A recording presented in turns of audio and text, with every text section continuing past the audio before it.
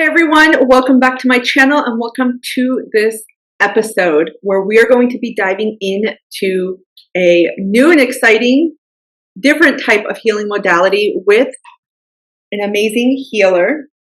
And before she dives in and starts talking more about what it is she does, I want to briefly introduce her.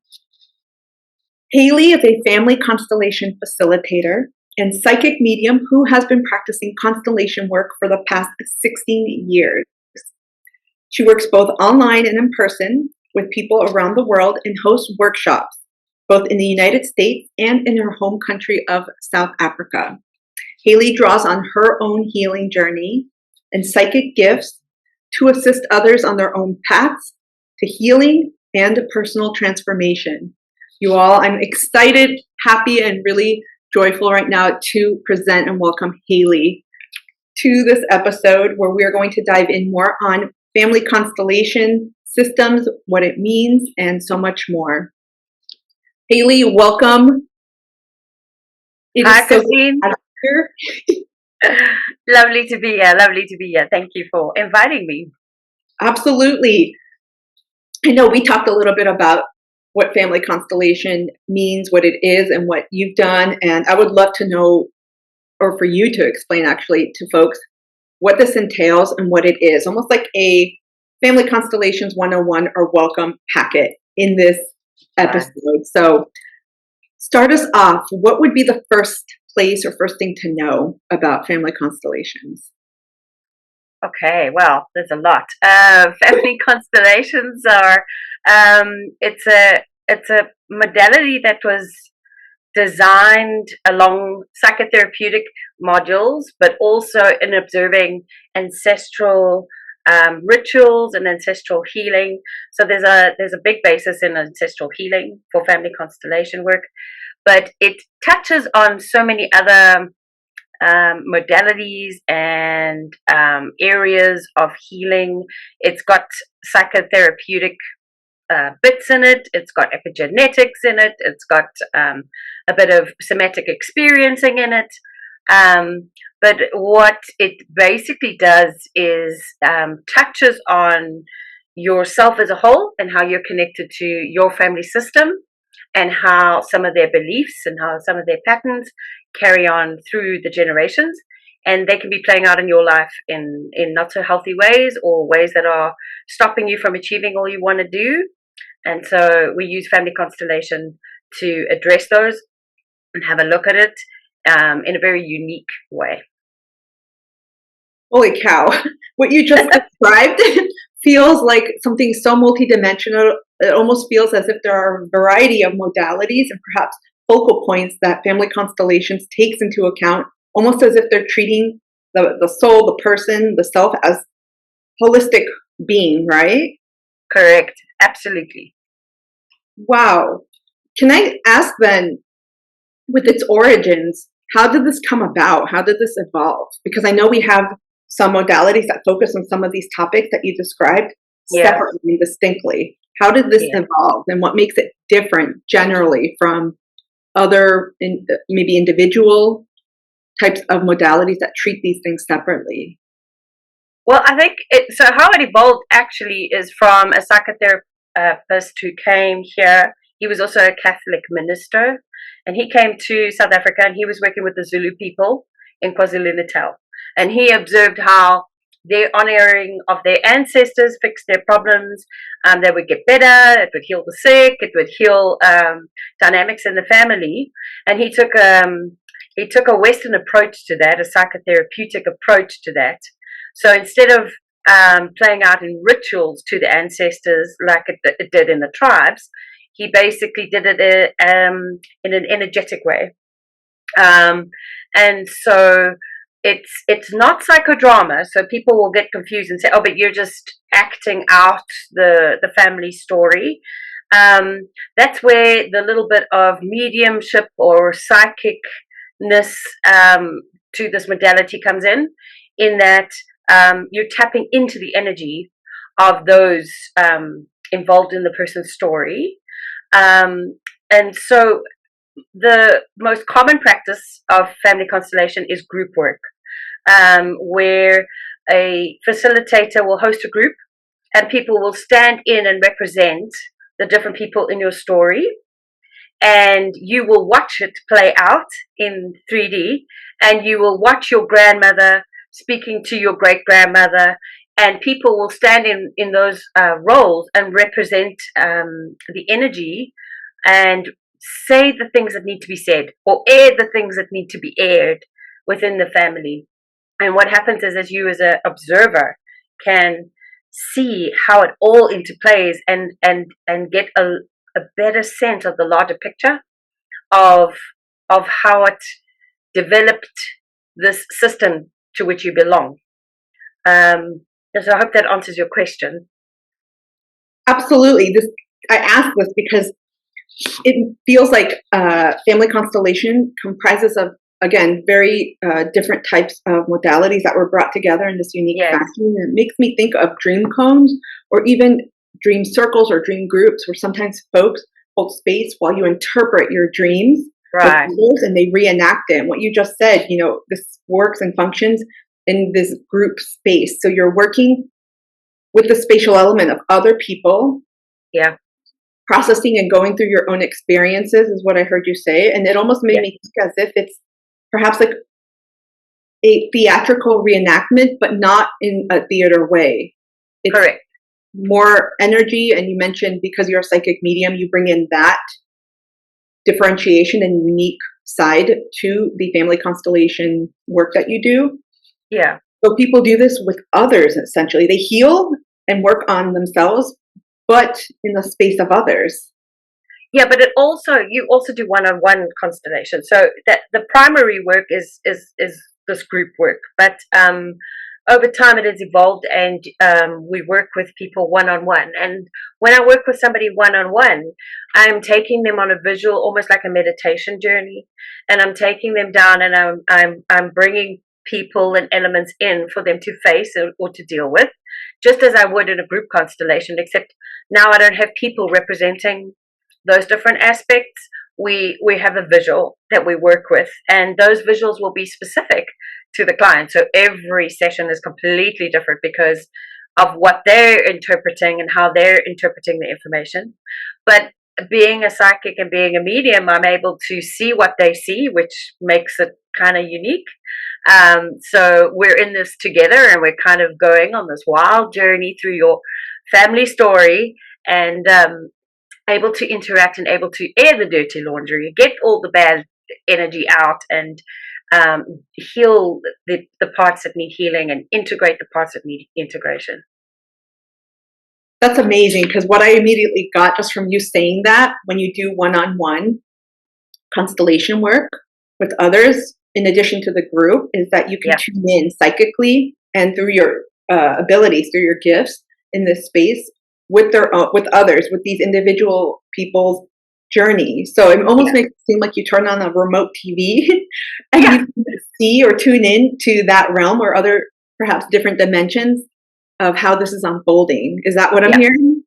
100%. But now you're able to get a visual. Now you're able to kind of get a grasp on these very ethereal or vague concepts. Now it's right in front of you as something visual that you can tackle and interact with. And in so doing, you can get to the bottom of the actual issue. And of course, our soul picture, our soul landscape is often very different to what is going on the personality front down here on Earth. And so you're able to kind of get an idea or a sense of how it works in the bigger scheme of things. So then this brings me to, I guess, another question of, what if someone doesn't want to do group work? What if they're like, no, I don't really want to work with anyone or have other people involved in my business, or I really just want to keep this private and work one-on-one? Can that be done? Does it happen frequently? And do the results impact the process that the individual goes through? Do they get less or more out of it? They don't do both? Oh no, I think equal. I think you get an equal amount. So I work with people all the time online, and what I've found recently, because I used to do a lot of one-on-one consultations in person, But what I found recently using online consultations, video chats like the one we're having now, is that people also are a lot more comfortable because they're in their own space, and so they're a little bit more open because they have that space to unwind and to unravel things in, but it's still comforting and safe. And then, as I say, I go on a visual journey with them, and we walk through this journey. We might take a walk on the beach. We might be standing on the edge of a volcano. It really just depends on what it is that we're tackling and what we're looking at. And so, like I say, everybody's journey is completely different. Then the group workshop has a completely different energy, and there is definitely a group catharsis that happens. So there is a group dynamic that forms even in a very short period because you're walking in another's shoes.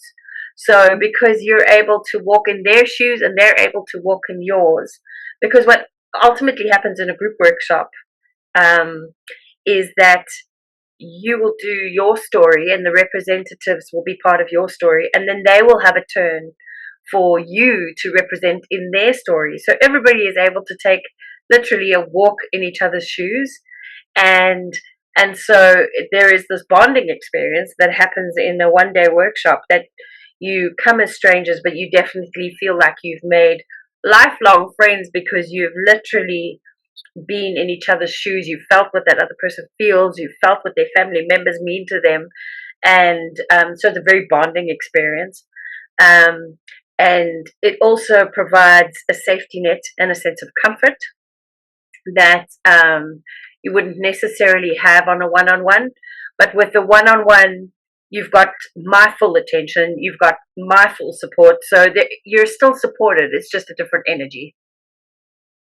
Wow, I can imagine just, if someone was an introvert or if they didn't really like sharing their own experiences, memories, perhaps even traumas or things that they're trying to heal, which path to navigate, which one would be better. And the way that you explained it, I think helps because you mentioned safety a lot.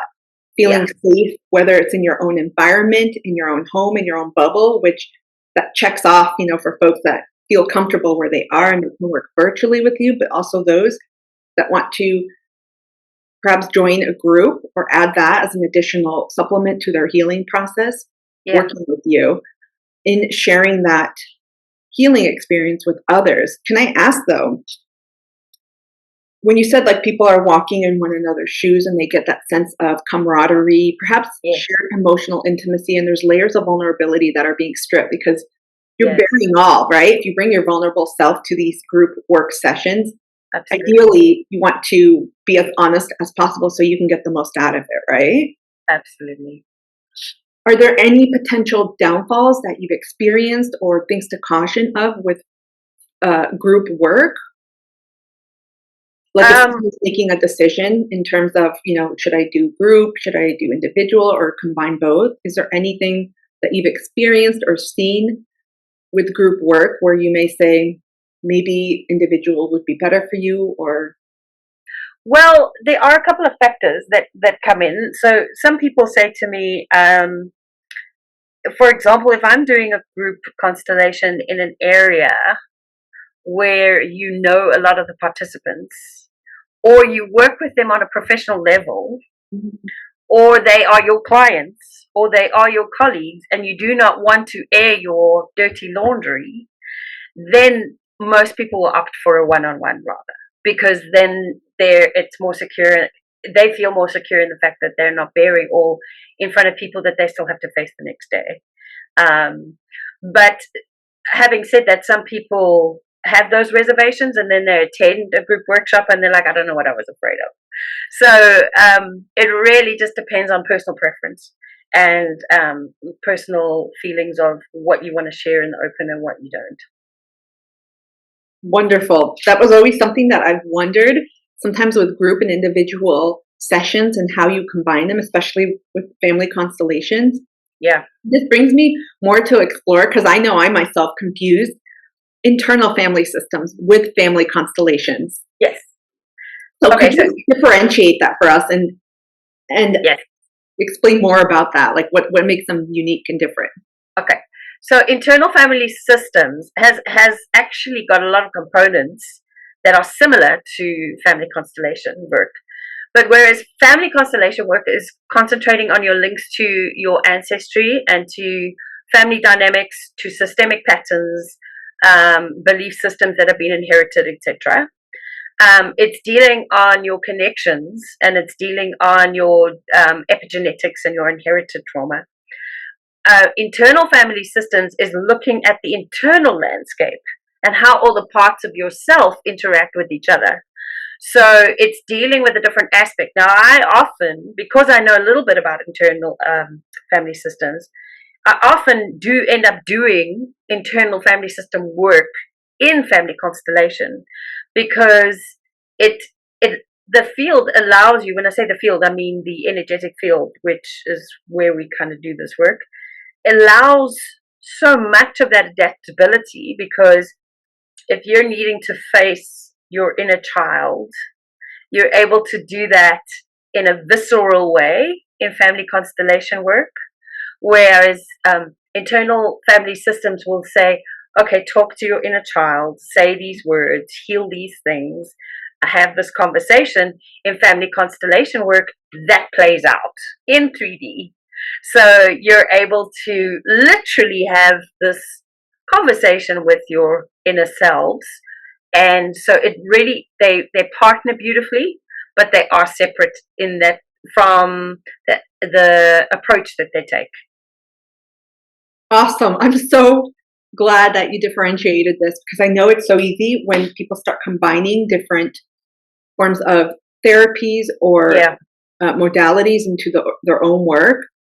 Sometimes they use terms interchangeably, or they create something different and they don't define it. And I think the way you defined it really helps folks figure out what could help them the most, how they can identify or work with different parts of themselves, or also in relation to their family systems and obviously generations back. Yeah. So I appreciate you clarifying this. Sure. So when someone comes across family constellations and they see it and they ask, how do I know if this is good for me, if this works for me? What are some perhaps maybe indicators or things that would help someone pursue this? Like, why would someone pursue this over other modalities? Oh, that's a good question.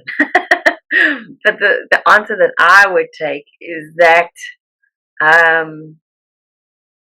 in family constellation work, it differs from psychotherapy in that it's not you having to talk about or tell your story or rehash your trauma.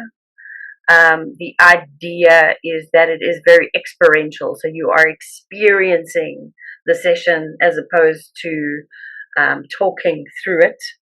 In fact, the less talking, the better. You'll be talking with a facilitator, yes, and you'll be talking with, if you're in group work, you'll be talking with the representatives, but it's not about telling a story. So what it does is it separates you for a minute from your story. It separates you for a minute from what is presupposed, or what you think you know about your family system, or what you think you know about yourself, or what you think you know about your problems.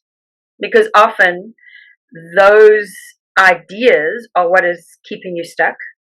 And particularly with people who have, I find those who are even in the healing arts or who are healing others are particularly good at rationalizing things and analyzing things. And so family constellation kind of hijacks that system.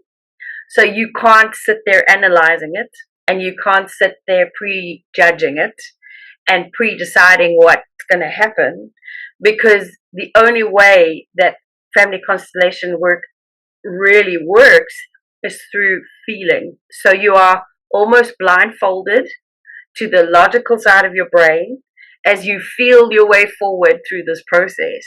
And it is in that feeling process that you are accessing parts of yourself, accessing parts of your story that you may not have been previously aware of. and may be essential to you healing or overcoming a problem. I'm just left dumbfounded because you mentioned so many key words about rationalizing this. Because I think when folks start their healing journey, or if they've been involved in it in some form, way, or fashion for decades now, a lot of people tend to think traditional psychotherapy or some type of talking, right? Yeah. And it's easy because a lot of people intellectualize and they know exactly the difference between right and wrong, or what I've experienced and why this happened and what I'm trying to do. And perhaps this highlights a somatic experience that you Correct. mentioned earlier that defines this modality too, because it's encompassing a sense of perhaps releasing control, because you can't determine and say, okay, this is what I'm going to find out on my journey with Hayley today. This is what I'm going to meet. This is how I'm going to feel. There's an unknown factor there, which almost maybe provokes fear and some feeling of being scared, because the emotions are the scary part, where people compartmentalize or disassociate and separate themselves from that. 100%. So I'm hearing you say people meet themselves, but also meet folks in their lineage to feel. So the feeling seems to be a focal point with family constellations. 100%. I'd say that's 100% true. Yeah. Wow, that's astounding, because I'm finding, just in my own personal experience, and also just talking with others, and from many narratives that I've read and just research that I've done in different ways to work on your own healing and personal growth and development, that everyone focuses more on acquiring knowledge, on learning more, on up here. It's the logical brain, right? It's the mental landscape that we're tuning into, but not the intuitive psychic element, which is interesting and something I want to bridge, because you also have your own gifts of being a psychic and psychic medium that you draw in, which is very different than what some other family constellation facilitators do. Yeah. And so I would love to explore this a little bit more. Like, how do you use your own gifts, and why don't other facilitators use that? Because it seems from what you've said about being in the body and the soma and feeling, it seems like that would call those other sensories in. So actually, funnily enough, I'm on a constellation group for facilitators, and there was actually a discussion. I think it was last week. Is family constellation psychotherapy, or is it mediumship, or is it both? And Bert Hellinger was tempted to say, I mean, he created this system, but he was tending to say, stay away from the psychotherapy, get into the mediumship of it, get into the feeling of it. That's how you're going to get the exponential results, because you're not controlling the process. But there is another school of family constellators, which is very almost like Gestalt, like we want this result, so we're going to use this method and we're going to do it this way. And so I find that there are family constellators who are very linear and follow the process in a very logical way, but then they're missing out on this experiential journey that family constellation really truly is. And then there are those of us who embrace both, who embrace the unexpectedness of it and allow it to unfold and allow the results to flow and to follow where the process is going organically and not try to control it too much. And then in terms of my intuitive abilities and my intuition, I'm able to read the field in a very unique way, because not all family constellation facilitators are mediums. The work itself has a mediumship component to it, so it's naturally there, but mine is almost amplified because I have those abilities innate in me. So I'm able to track the field in a different way. I'm able to track where we're going way ahead of you. So even though I'm not controlling the process, I can see where we're headed. And I can see how we're going to get there before it's happened.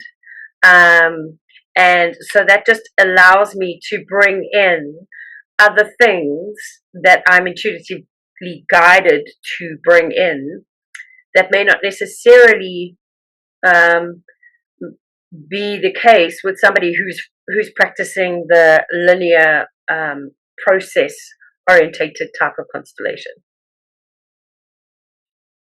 That's absolutely fascinating, because I feel like so many more folks are starting to blend in their own innate gifts, maybe extrasensory type of gifts or abilities that is not always recognized in psychology, maybe in traditional clinical pathology and work related to those types of healing some people pursue. And it makes me wonder then, if someone is ready to dive into family constellations and they're like, okay, I'm here, maybe I'm Googling or someone mentioned it, I'm interested. How do they know, or where do they look for a family constellation facilitator? And how do they know that this person may assist them? In other words, should they pursue someone that's more linear, that's more maybe traditional in the way that they work with this modality, or someone that also uses their gifts like you do? Like, where do folks find facilitators, and how can they best connect to them or make sure that the ones that they are wanting to work with are going to help them? I think it is a very personal process, and I think it has to be. I think you need to feel or get a sense of the person you're working with, and get a sense of how they work, and maybe, have a look at their testimonials, see if it feels right for you, and feel into that, because you're gonna need to feel safe with that constellation facilitator. You're going to need to feel a sense of safety and connection in order for you to trust them to take this on this wild cowboy journey that that is your healing journey. That is, it's not so wild, but it's venturing into the unknown, and you're basically going to be entrusting somebody to do that with your deepest, darkest secrets. So you're going to want somebody that you can connect with, and if you check their website out, or you check out their referrals, or you speak to other people who've worked with them, and it doesn't really sound like you would be comfortable in those situations or with that process, then I think keep looking, because there are many facilitators around the world, and many operate online and many operate just in person. Some only operate online and not in person. So you really just have to go with what you feel right with. There's two schools of thought with family constellation. Some have tried to make it very formal, and they've made organizations that you have to belong to and ascribe to. And so you could say, well, I need to go with a facilitator who's ascribed to a certain body or ascribed to a certain organization. I, for one, am not part of one, because when I trained in South Africa, that body that they created wasn't even here.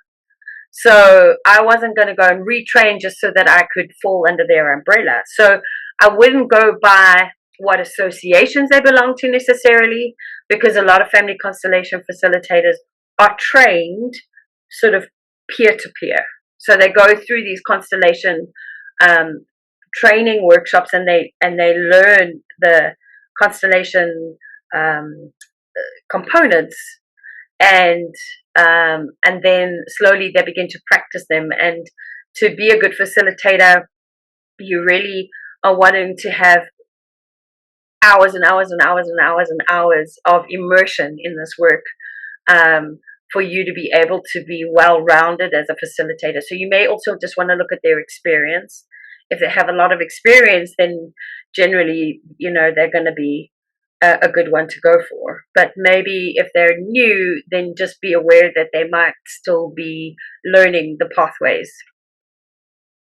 I love what you said, because you pretty much bridged it to how you're feeling with them, and you brought up again safety, which is so important. I feel in any type of healing modality that you pursue, whether it's a traditional therapist or family constellations, it's so important that you feel a synergistic, perhaps energetic connection with them, and that there's trust, or at least a trust component, and that the bubble or container in which you're working in does provide that safety, because what I've seen with traditional therapy and also alternative forms of healing modalities, and I say therapies, but I don't want that to conflate with therapies that maybe people think have some accreditation or licensing or whatnot. But I think regardless of what modality you pursue, I think it's so important to make sure that you do feel safe in that relationship, because I've seen so much re-traumatization happen with folks that cannot handle other people's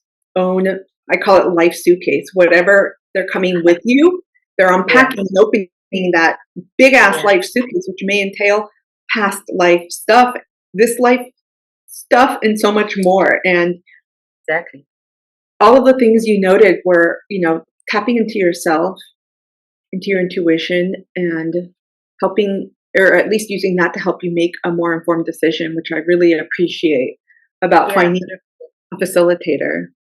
Yeah, 100%. And be responsible with that, take responsibility. Then can I ask, on the flip side, is there a time when family constellation is not appropriate? Like, have you ever had people come to you where you're like, I don't know if this is going to work. I don't know if this is the right modality for this person at this time. I don't think maybe that this would be helpful. Have you ever experienced that? Or can you tell folks, like, maybe you shouldn't pursue it at this time if... Yes, I actually do. Yes. So when you're dealing with mental health issues and personality disorders, it can be very difficult to pursue this work.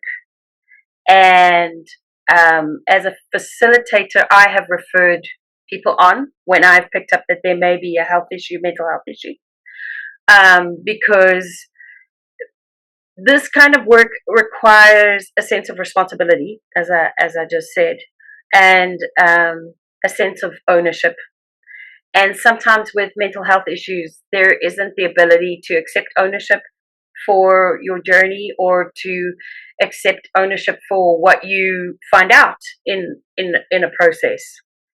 And then it can actually be sort of, I don't want to say pointless, but it really doesn't go anywhere if you can't take ownership or responsibility for what you're trying to access.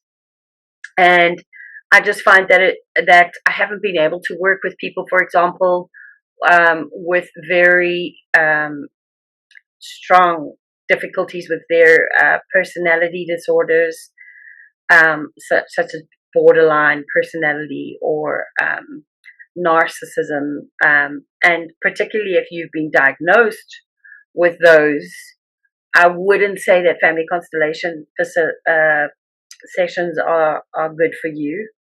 I feel that really needs to be dealt with a professional who deals with those kinds of disorders, who can help you along the healing process. It's not to say that they might not employ constellation techniques, but I just feel that many of us facilitators, as I say, we're not mental health practitioners. We don't have the training, and I just feel like it's not a good fit for certain mental health issues.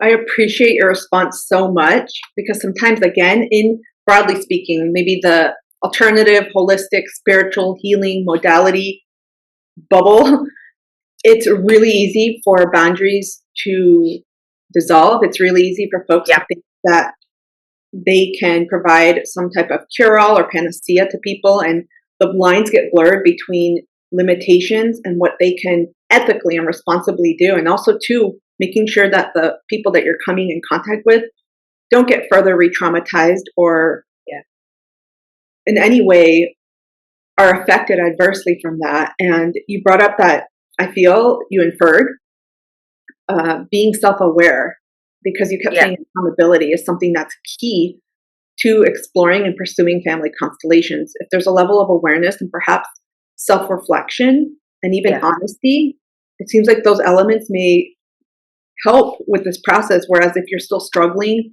with trying to sort through your own levels of, again, various different forms of accountability and how you're navigating that. Yeah. Mental health conditions or diagnoses. That's a huge note to consider. And again, like, I appreciate that because I often don't hear that when talking to other healers. Limitations. I hear, oh, this is helpful for everyone. I love the idealism. I love that ability where you can help facilitate that healing, help someone in their own journey, but sometimes it may do more harm than necessary. So, but not only the harm to the client. I've had cases where people have then, as you say, the boundaries dissolve really quickly.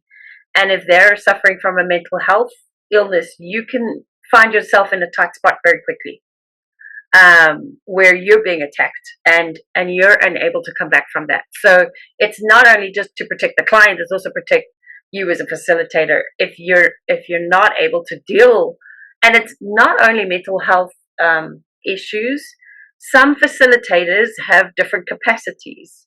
So if you find that you are in the deep end and you're not able to deal with what the client is presenting, it's responsible of you to refer that out than to try to tackle it yourself. Well said. I like that too. When you are the one facilitating too, it's important to consider your own limitations, but also your own care, self-care, and also you don't want to traumatize yourself or get yourself into any shit, for lack of a better term. Yeah. In any of that. I think that's so important and something that I've been asking more and more people, simply to bring awareness and also for folks to explore and to see, like, what can I do? Maybe I can do this later in their journey, etc. Yeah. So you've described and gone in. Did you have something more to say? No. Okay. No, I'm just agreeing with you. Sure. This has been so illuminating for me to dive deep and say someone has found you and they're like, I really want to work with Hayley. I love what I see. I love what I've heard. I feel like this would be a great modality to pursue next in my healing journey and add it to my toolkit. What can they expect in a session? I know generally you said it'll vary in terms of maybe scenery and memories and things that come up in their own journey. But on average, what can people expect in a session? Like, what does it start with? How long is it? What do folks typically do? Or, like, are they laying down? Are they sitting? Like, what does a typical session look like? Okay, so my typical one-on-one sessions are obviously different from the group, but my one-on-one online sessions are generally an hour, and you can come to me with any problem, and then we will discuss the problem briefly. I might ask you a couple of questions because I'm gauging energy, so I'm gauging where the energy is sitting the highest. So I'm gonna go where I'm getting a high read from you. So sometimes somebody will come to me and say, I'm not really sure, I'd really like to experience this, but I don't really know what my problem is. Like, I just want to experience this, but I'm not really sure what I want to tackle. Or I have several issues and I'm not sure what to bring to the fore. Then I will ask questions of you and I will gauge where the energy is sitting the highest, because I'm going to go in where the energy is. Sometimes a client will say, that they want to work on a specific problem, and then when they talk to me, I'm like, no, we're not working on that today, we're working on something else. And yeah, but it's always guided by the client. I'll always ask permission and I'll say, look, this is what I'm picking up for you and this is what I'm saying. How would you feel about approaching this first? Because the client has to be in control of the process, and that's important. And then we will go into a visualization. Many folks switch off their cameras at that point so that they can relax, they can lie down, or they want to just sit in their chairs, but they just don't want to be watched while they do their visualization. But some people keep their cameras on, and that's fine. And we will do a visualization and look at the problem that they're presenting with. I'll usually give an idea of where I'm going to start. So let's say you're having a problem with your boss, and we've decided that that's what we're going to tackle. Then I'll say to you, okay, we're going to put you and your boss in the field, and that's where we're going to start. And so we will go in, we'll do a quick breathing exercise. We'll go into some kind of visual where we're in a safe place, and we will start to interact with what comes up. And during the session, we will address what comes up with healing sentences. So sentences that will dissipate energy, or we may be giving burdens back to other people, or we may be taking responsibility for some things. We're going to look at things and see what it is or what we're being guided to process. And that's where my intuition mostly comes into play, because I'm guessing or feeling into the energy and seeing where we need to go next and where the energy needs to travel. So I'm providing kind of a container for the process, as well as guiding you along and pacing and the pacing of it. Sometimes a client will say, hang on, I just want to sit with this for a sec, just slow down. And then I'll be like, okay, right, we need to just take it down a notch, and we just need to slow down a little bit. But once you've had a session, there can be different results. Sometimes you will have accessed emotional parts of yourself that you keep hidden on a day-to-day basis. So you may be very emotional after a session. And sometimes you feel great, you feel fantastic, you've let go of a burden, you feel wonderful. So it varies from person to person, but I will never leave a person feeling wanting or feeling like they've just uncovered a huge giant wound that now needs to be patched. There is always closure and resolution in the session, and usually it comes with a bunch of tools or things that you can actually do in your day-to-day life, or that you can practice after the session. Very practical tools that you can then implement to take this forward. Or if we're changing a belief, it's about reinforcing that belief. And then we'll come out of the energetic part of the session. We'll have a brief discussion about what went down, and what, realizations from the client, and input from myself as to, I'll explain some of the things that you may have missed, like you're experiencing this process, so you're not always aware, as I am, of what everything is going is at play at one time. And so we'll just have a recap and discuss it, and then usually we will discuss what actions they can take going forward, or if they want to pursue this further. And generally, it takes about a day for the changes to kind of settle in, or for you to feel. And with any energetic work,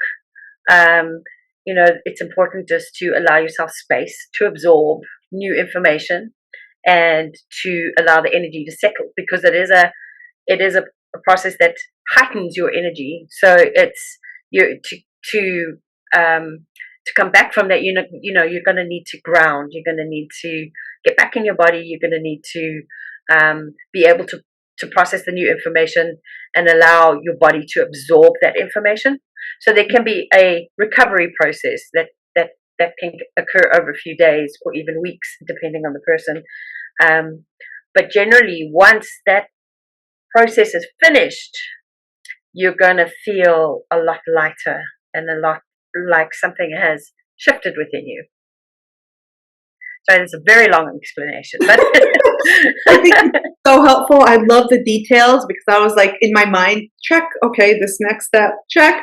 And I really, really, really appreciate how you went in depth, because I think a lot of times when people are, again, looking for something new to add to their personal growth or healing toolkit, you only see so much on the website, right? It's not that people can reenact this for confidentiality reasons, and also for protecting people's privacy. Oh, here's a session. Let me show you.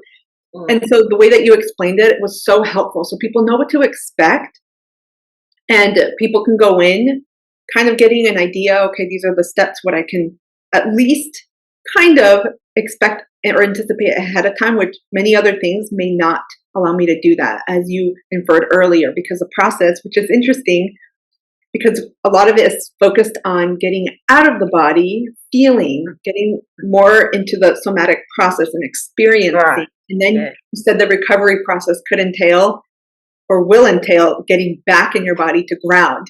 So for people that aren't used to this type of process, or even that have really dealt with emotions or the intuitive side, or maybe the yin or feminine energy, where you're being receptive to what's coming through, it could be a surprise, it could be scary, it could be like, what is going to happen? So I think it's absolutely helpful to go in detail about this. And going off of that, on average, because I know and I expect that it'll vary per client, but how many sessions on average do people come to you for to work on maybe one issue, maybe a unique issue, because I can see them coming back again and working on another issue?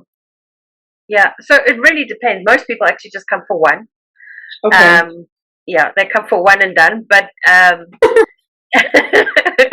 and that's good because it is powerful.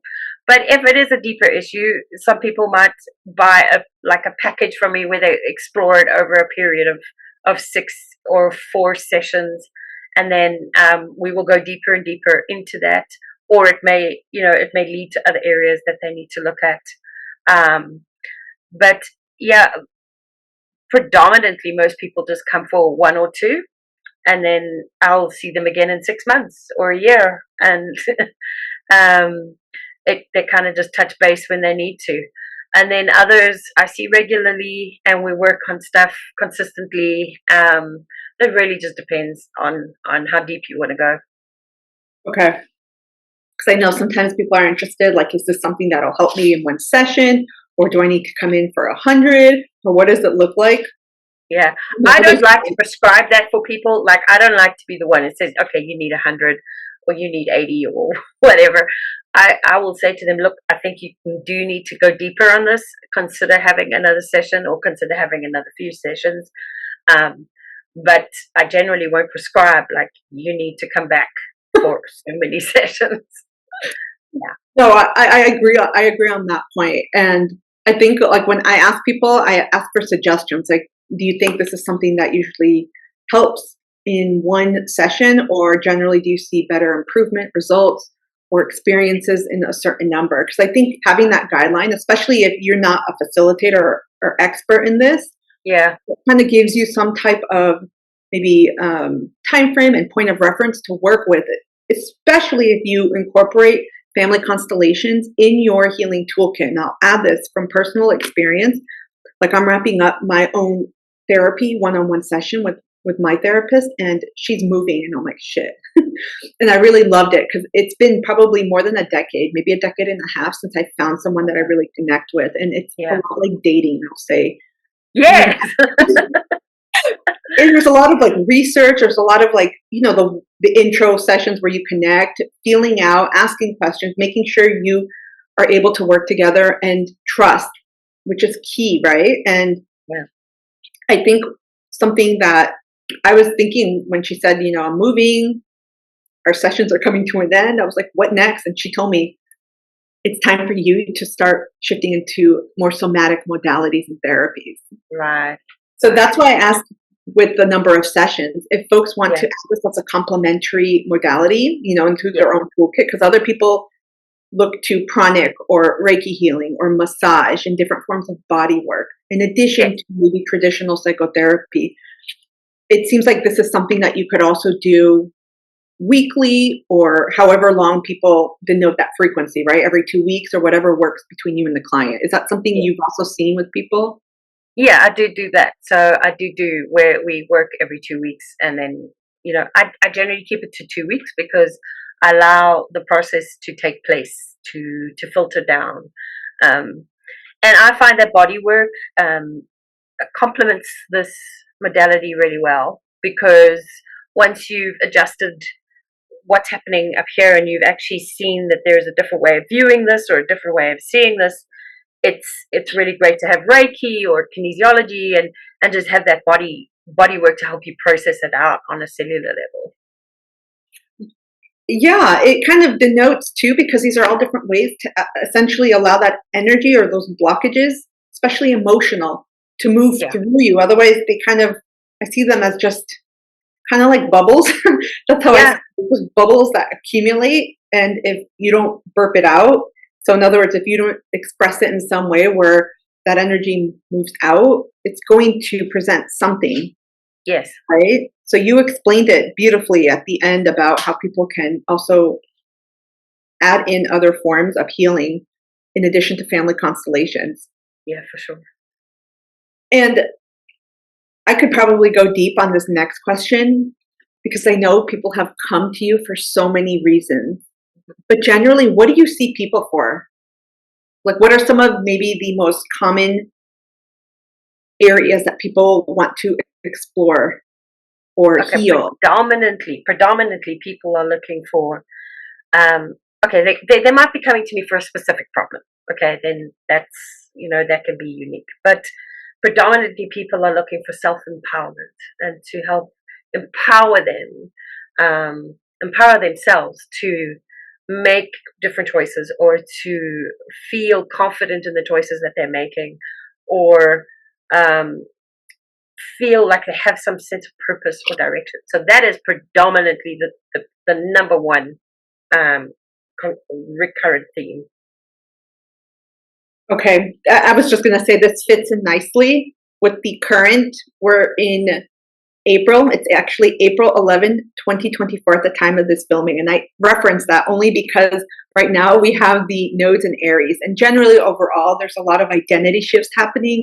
People trying to figure out their place in life, or even if they're moving into a different part of their life or season of their life. There's a lot of reorganization, a lot of what can I do to feel more strengthened, more within myself, who I am in this lifetime or in this incarnation, and how to become my own authority, my own sense 100%. of, Yeah, 100%. And so that's why I mentioned that.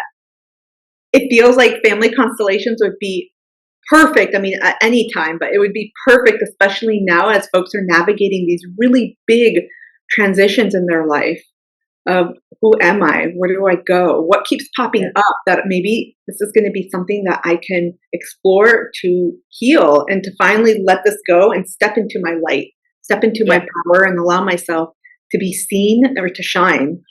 Yeah, for sure. Do you notice any differences? How do I phrase this? Let me rephrase this. I know you work with clients from around the world. Do you notice any differences in terms of the regions or cultures, or what you see with family constellations or constellations in general? Okay, so I definitely do. So even if it's not a geographic location, it could be a group. So for example, South Africa has the highest amount of Indian people from India living outside of India in the world. So we have a huge Indian population. And if I look at the people from India, even though they're not necessarily living in India, the ancestry is in India, or Indian ancestry. There is the commonality as a group, as a whole, of themes and ways in which they interact as families that is specific to them. And the same as in Eastern Europe, there's a very specific energy that comes from working with people with ancestry in Eastern Europe. And then, of course, South Africans, we're a mixed bunch of like mostly immigrant population. We're a very versatile bunch, but we have so many different strains and influences. So we're very unique type of energy as well. And again, that differs to what I pick up with working with American people, when I'm working with Canadian people. So I just find that the energy is different, and the themes seem to also be a different when you're working with different, what would you say, groups of ancestry. That's fascinating to me because my previous background, I used to work a lot with transnational communities, diverse groups around the world, vulnerable and you could say marginalized communities, whether it was in the United States or in other countries. And wherever these folks tended to migrate, they formed communities with others, which is the natural migratory pattern. And within Yes. immigrant communities, we see that because obviously someone knows your language or they practice a similar cultural tradition. You're like, oh, let's connect. And then you start forming these linkages or these transnational communities, diasporas, if you will, across the world. So it always made me wonder with family constellations how this plays out because we see certain patterns. Yeah. Among people from similar backgrounds, but also how is that shifting their own constellations, maybe their cultural legacies, maybe their family units, but also different parts of the world because you're seeing a lot of shifts happening. We've seen it for decades now. Yeah, but it's very rapid at the moment and very prevalent at the moment. So in general, I feel like the people that I'm seeing are people that are the black sheeps of the family. You know, they're wanting to break away from any kind of dysfunction or things that haven't served them in the system, and they're wanting to move away and create their own legacies. And often these are people who move away, who immigrate and maybe even marry someone from a different culture and create a whole new line and a whole new energy. We're breaking away from archaic, dictatorial, old, ancient, traditional cultures, and we're trying to create our own culture. We're trying to create our own systems, our own ways of being and interacting with our children. Certainly, Eastern Europe, I see that as a very common theme from the Eastern European people that I'm dealing with. They're trying to break out from that really old, like,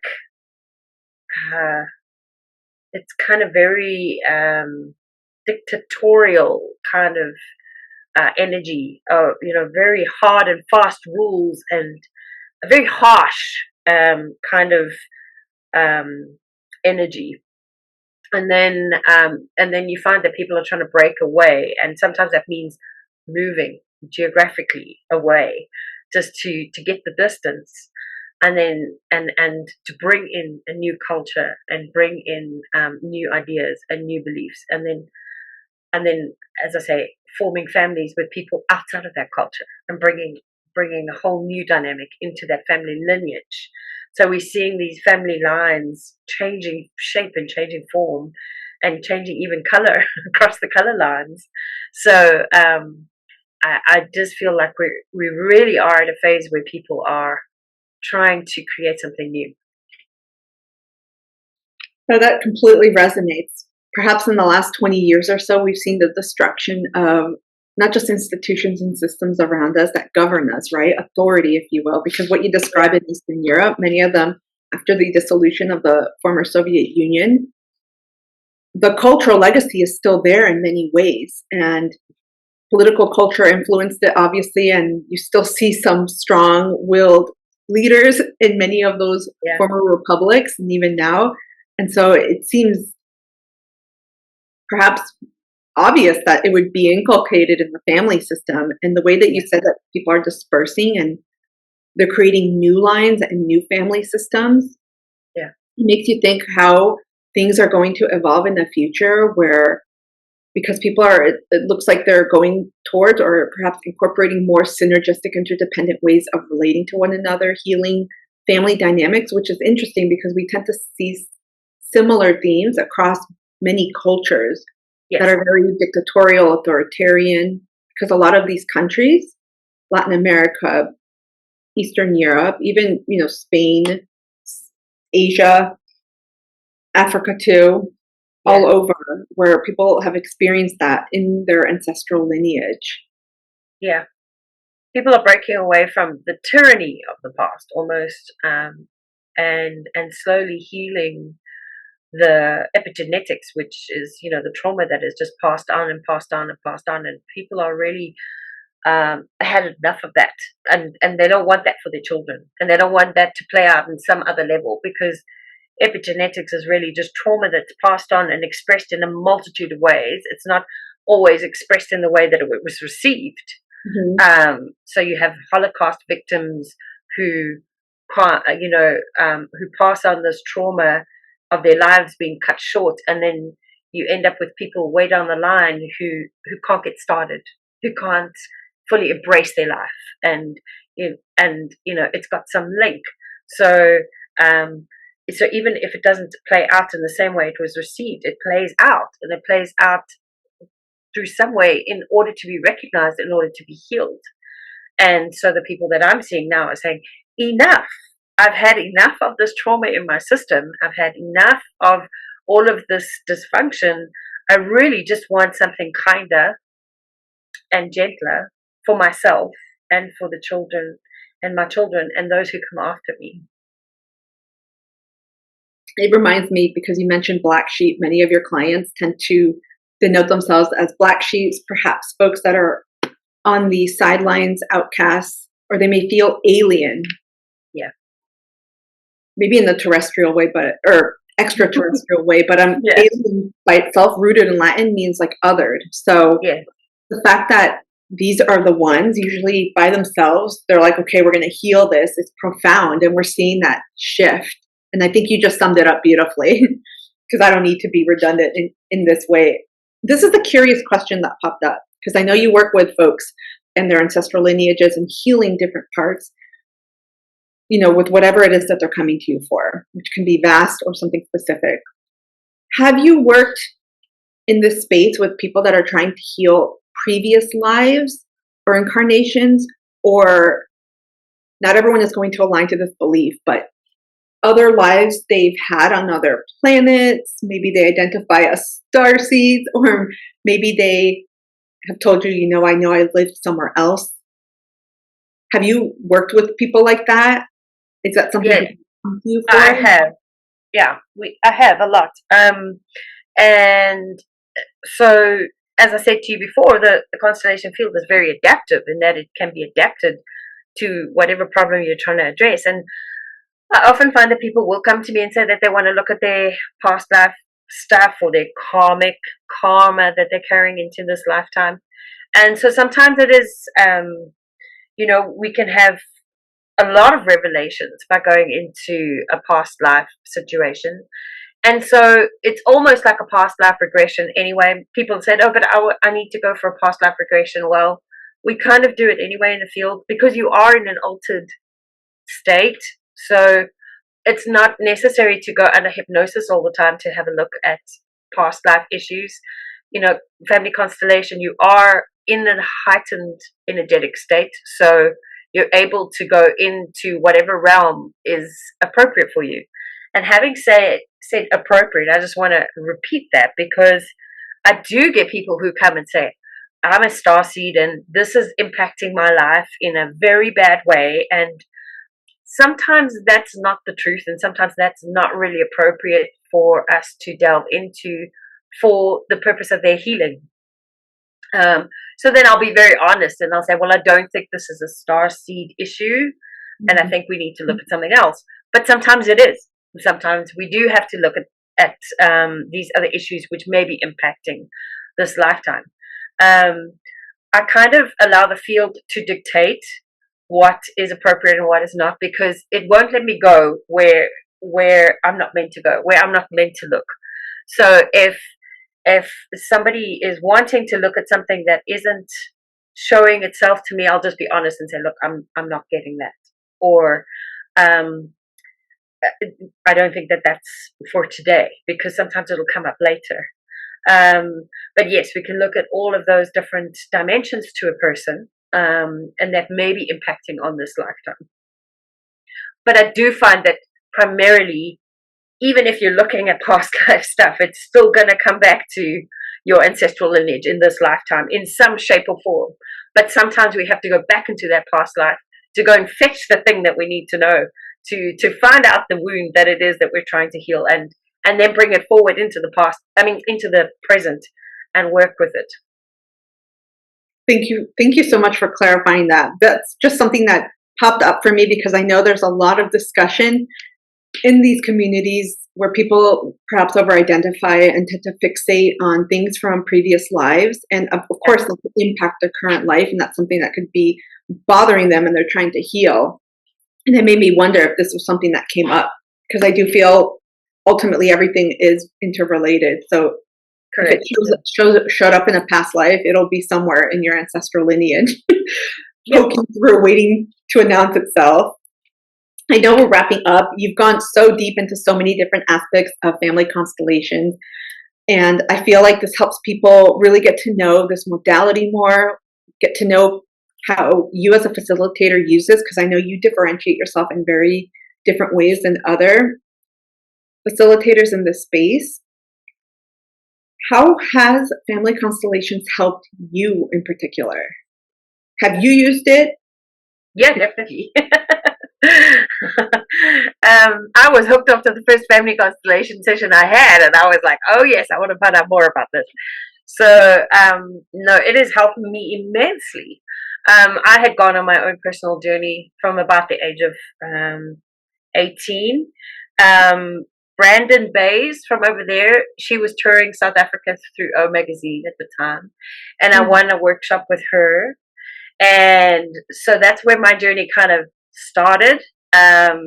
So I don't think I attended the full workshop because that's another story for another time. But I did attend the evening talk, and I got a lot from that. And that sort of started my journey. But what I found was all the stuff that I was trying to heal, I looked at so many different modalities, I tried so many different methods, and nothing stuck. Nothing kind of put this healing aside or moved it out of the way. It would always repeat, it would always come back. And Family Constellation was the only one where I felt an instant relief, instant feeling of peace, and I was able to never look at that problem in the same way again. It was never quite as intense as it was before that session.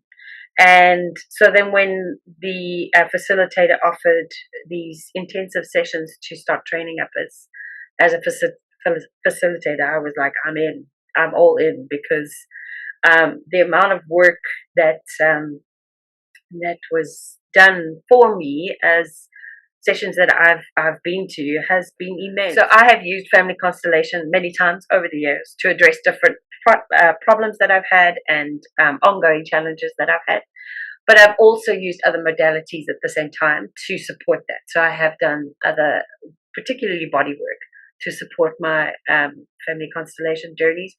But I feel as a facilitator, I've got to keep expanding and keep growing and keep working on my own stuff. It doesn't just end because I have now learned this modality, because my knowledge keeps expanding. And as my knowledge keeps expanding in the field, I'm able to bring that and offer that to my clients through the work that I do with them.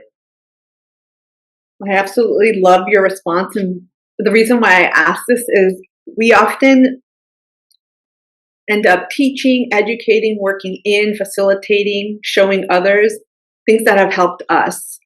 And I obviously had a strong feeling this is probably something that has helped you, but a lot of leaders, healers, facilitators, we don't always hear it from them, because that's what I see it as. It's like your first point of contact with this. It's your first testimonial. You yourself are your living testimonial. Yeah. Letting people know, hey, this actually really works. It's very helpful. It's helped me to heal so many things in my life. And you mentioned so many nuggets there about how you were not able to find perhaps relief, resolution, or even that whatever feeling you were wanting to go towards, like feeling like something was lifted off of you, that in Family Constellations work and some other things that you were doing alongside it. So I think that's so helpful for people to see, because it shows the human side that in this space, people that work in this space are not perfect. No. They're always constantly also working on themselves and helping other people through that process. Yeah, for sure. So whatever I learn, I bring back into the field anyway. So if I learn a new technique or I learn a new way of processing something, it's gonna be interpreted through my work, and I'm gonna be able to offer it to the next client that comes along and needs that. it's like I feel like it feeds one another. It only helps enhance and optimize and make you perhaps better at what you do each time or each iteration. Yeah, definitely. Last question before we wrap up, because this is something I can continue asking. So many things keep coming up. Perhaps a future rendition of Family Constellations Part 2 is in the works here. But so as we're wrapping up, final question that I'd love to ask you, Hayley. What are 3 golden nuggets or 3 pieces of advice that you would love to share with folks that have helped you in your own journey? I think that people need to remember that you're your own expert on your own journey. So I think you need to remember that you need to refer to yourself when you're making these decisions about who to work with and what modalities suit you.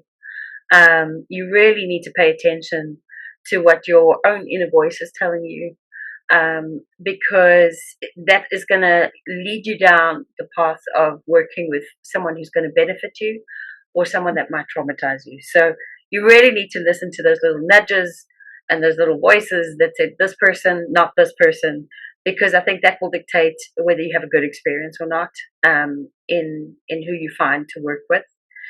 The other thing is to be open, but again, have discernment. Don't just go for the latest, greatest fad just because everybody's doing it, or because you've seen the most videos on YouTube.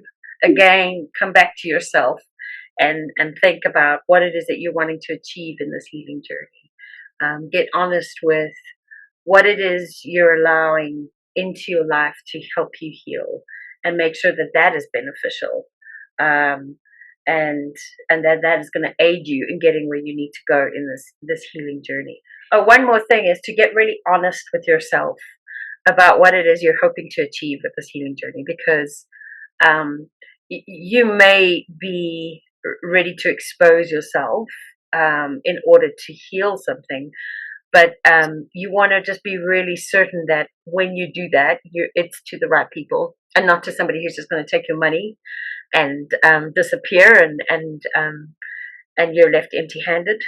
So do your research, be discerning, and use your intuition, and be really honest about what it is that you're wanting to achieve, and then go out and look for something that matches that, rather than just choosing what is fashionable, what is popular, or what's got the most YouTube hits, because ultimately this journey is going to be very personal to you. So get really personal in making those decisions. Holy smokes, I felt that. I felt your words. I think those are absolutely phenomenal tidbits to offer, especially in this space. A whole nother conversation on discernment, charlatans, people that don't really have your best heart or your best intentions in mind. So I appreciate that, and I appreciate you being here. Thank you so much for offering us your time, your expertise, guidance, and for sharing more of what you do as a psychic and psychic medium in the family constellation space. I'm excited for folks to get to know more about this, how they can use it in their own life suitcase, how they can add it as maybe another repertoire to heal and just simply grow and human in this life. So folks, if you are interested in connecting to Hayley, working with her, check down below in the description box or in the comment section. I'll leave all of her details, social media links or handles, as people call them, website, and any other information so you guys can connect. And of course, there will be more videos with Hayley, so stay tuned. Hope you liked it. Would love this if you could please support my channel and this video. Give it a thumbs up. I'll see you soon. Thank you so much, everyone. And thank you so much, Hayley, again, for being here. I can't wait to continue more. Thank you for having me. It was a delight. Thank you.